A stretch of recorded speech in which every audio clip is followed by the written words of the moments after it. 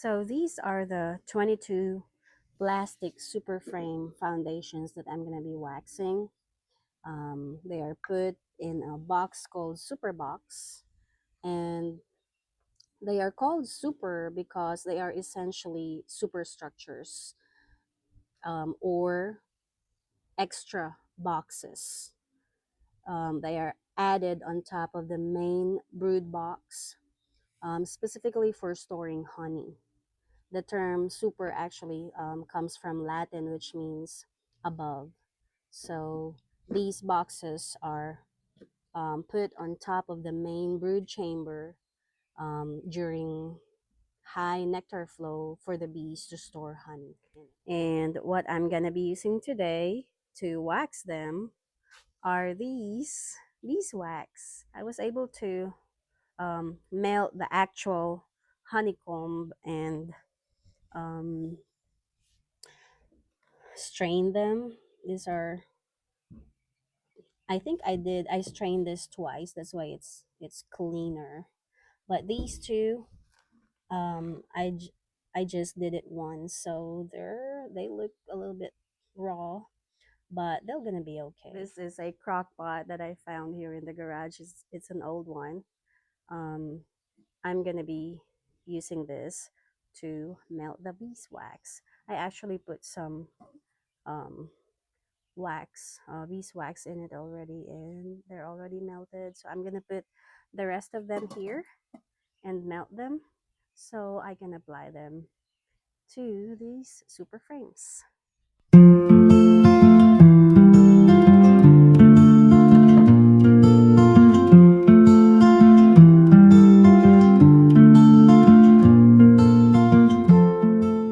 Most of the wax is already melted, so I'm gonna go ahead and start.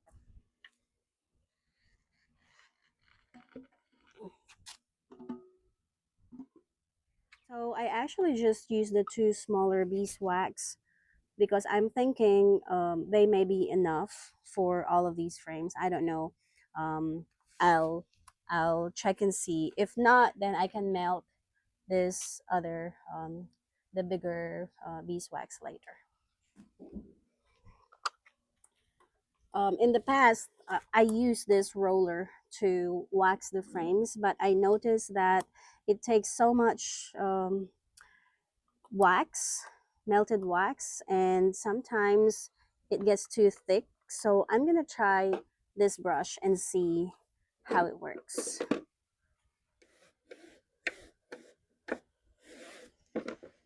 That's it.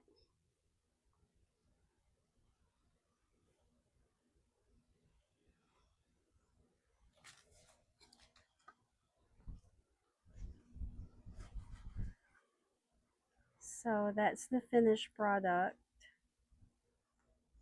It's not perfect, but it doesn't have to be.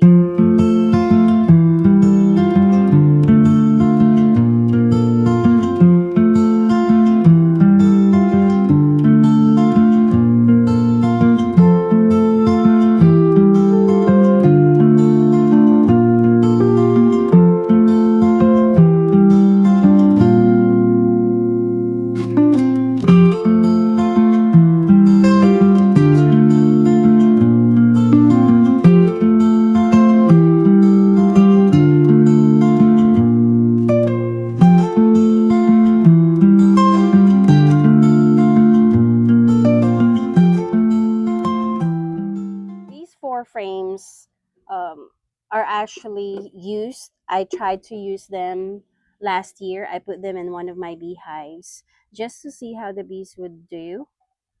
And I noticed na sinimulan nilang i-build yung comb pero sobrang konti lang nang na-build nila. So they're really having a hard time building comb when it's just a plastic foundation and there's no wax applied on it.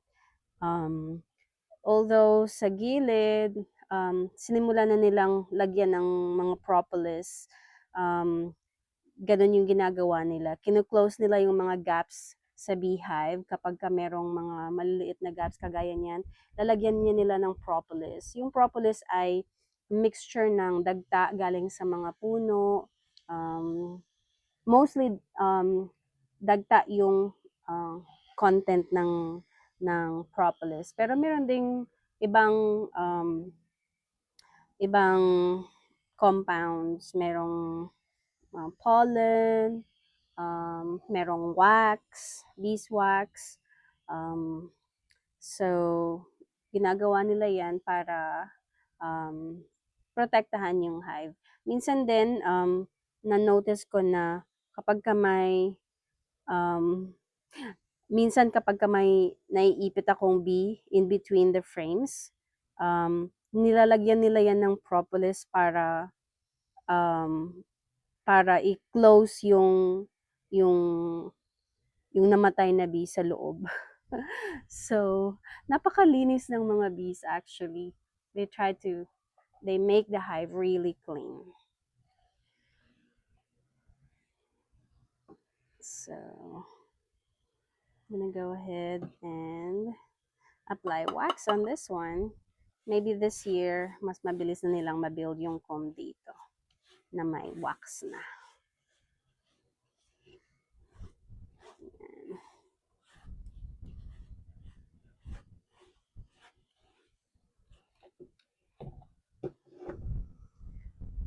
So I'm now in my second box. Natapos ko nang lagyan ng wax yung 12 frames. So, konti na lang, matatapos na ako. Kalahati na lang. Alright, looks good.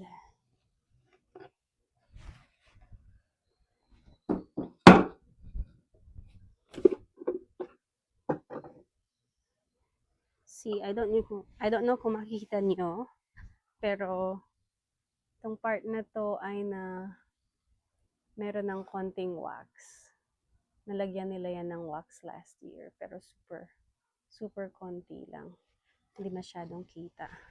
But I'm gonna put some more on it, so sana mas mabilis silang makabuild ng comb this year using this frame. Kapag ka harvest ako ng honey, I try to cut just the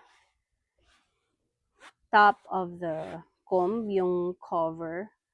Sobrang sa ibabaw lang para ma-save ko yung comb,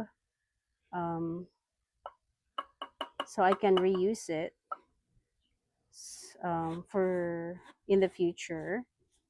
Kasi kapag ka naglagay ka ng frames na may na-build na comb, ready na yung comb, talagang ang bilis nilang makagather ng pollen. Kasi basically, hindi na sila gagawa ng, hindi na nila i-build yung comb kung saan nila isostore yung honey or yung pollen or nectar na nagagather nila. So, kumbaga, ready-made na for them. Kaya, less effort na para sa mga bees. So, yung iba, hindi sila gumagamit ng plastic foundation. Yung wooden lang na frame yung nilalagay nila sa loob ng hive. So, yung bees ang magbi-build ng buong comb sa gitna.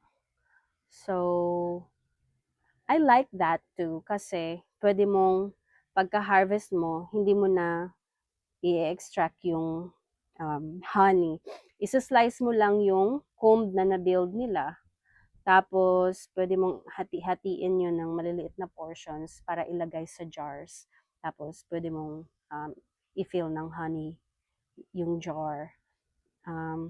Gusto ko actually i-try yan this year kasi may ibang frames ako na wood lang, wala pang plastic foundation sa loob. Pero medyo matagal yung proseso na yun kasi magsisimula talaga from scratch kumbaga yung mga bees. So, mas matagal kumpara dito na meron ng plastic foundation at may wax na nalagay. So, 3 kinds actually yung frames na pwede mong ilagay sa loob ng beehive. Yung wood lang, walang plastic foundation sa gitna. Pwedeng ito yung pangalawa, merong plastic foundation na meron ng na-build na wax. I mean, na nilagyan ng wax para mas mabilis nilang magawa yung comb. Or pangatlo, yung reused frames na meron ng honeycomb at i-fill na lang nila, lalagyan na lang nila ng pollen or nectar. Yun yung pinakamabilis actually kapag ka may old frame ka na meron ng honeycomb. Talagang super bilis lang nilang makapuno ng frame.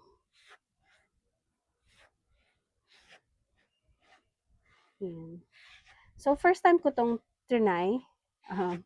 Na brush lang yung gamit. Kasi nga nasasayangan ako kapag yung roller yung gagamitin ko. Ang dami ng wax na a-apply. So, I think ito yung gagawin ko na. Pero mas mabilis yung roller kasi syempre i-roll mo lang. Tipid-tipid. Ito yung pinakamatipid kasi hindi naman kailangan ng maraming wax din.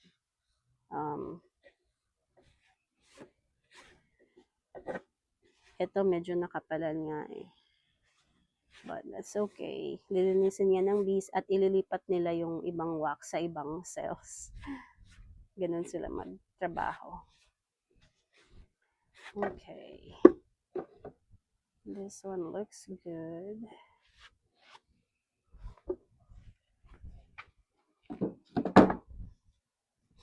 Actually, yung dalawang blocks, round blocks na beeswax na tinunaw ko, ito yun, ang dami pa ng, konti pa lang yung nagagamit ko at malapit na akong matapos mag-apply. So, I think, hahayaan ko lang na lumamig dito at titigas uli yung wax.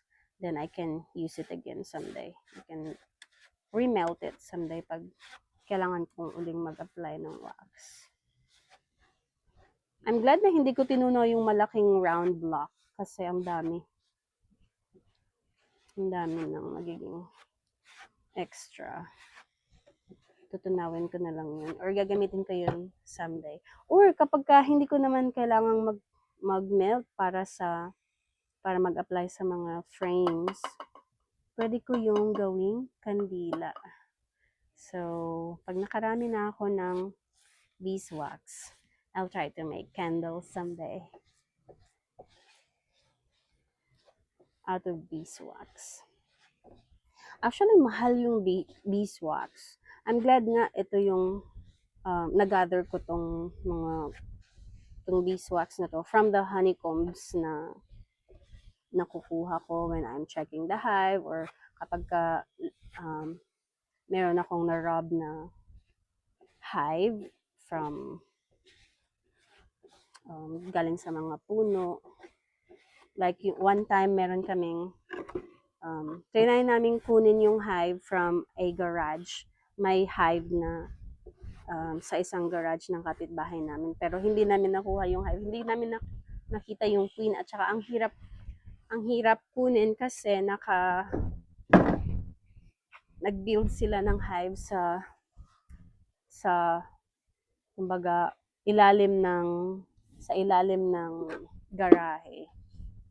Tapos yung hive ay nasa loob ng mga cement blocks. So sobrang hirap talaga nun. But we were able to get a lot of combs na may lamang honey. Ang sarap ng honey na yun. Kasi spring honey yun. Ang sarap talaga. So, yung mga comb na nakuha ko from that, I saved it. At part ng beeswax na to ay galing dun sa nakuha ko dun. So, it's a good thing I saved them. Kasi nga, nagamit ko sila ngayon. At marami pa akong extra. Kasi kung bibilhin mo sila, like yung nagpunta kami sa isang shop. We were just gonna buy a set of beehive boxes. Tapos binigyan ako ng sales lady ng free beeswax. dahil sa na-purchase namin. Pero kung bibilhin mo yung beeswax na yun na binigay niya sa akin, ang liliit lang. Ganito lang siya kaliit. So, I think, magkano ba yun? $5 yata yun. So, ang mahal. Ang mahal ng beeswax kapag bibilhin mo. Ang laking value na nitong ginagamit ko ngayon kung binili ko to. So, kahit yung mga maliliit na combs lang na nakukuha ko sa hives kapag nag-check ako, sinisave ko yun. Konti lang, pero pag naipon na, dumadami na.